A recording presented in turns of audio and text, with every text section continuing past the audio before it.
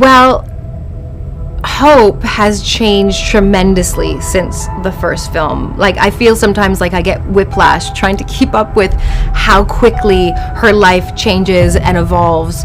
When we first met her in the first Ant-Man film, she was a corporate woman who was completely dedicated to her work, had no intimate relationships to be spoken of in her life, was estranged from her father, was, had believed her mother was dead, and was in no romantic relationship.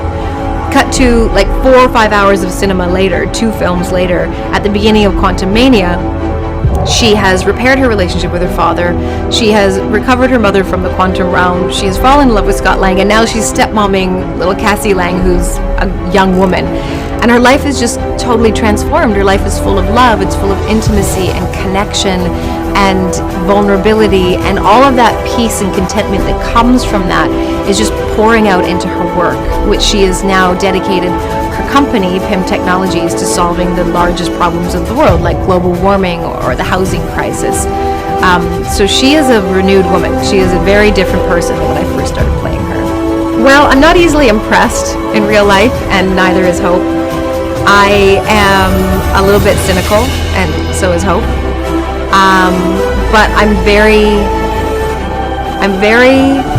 soft on the inside, despite having a somewhat harder exterior, like a tough, not hard, but a tougher exterior. And I think that what was fun and surprising to play with Hope was to reveal to the audience that inside there's this really tender, loving, caring woman. I think we share those qualities.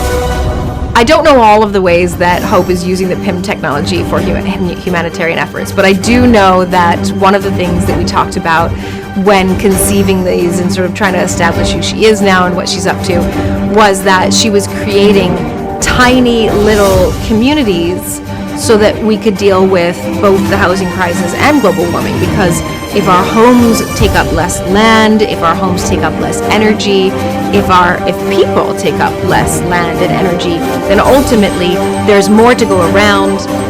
One blackberry could feed an entire community for breakfast, and so that's one of the ways that I know that Hope has been using PIM Tech to try to make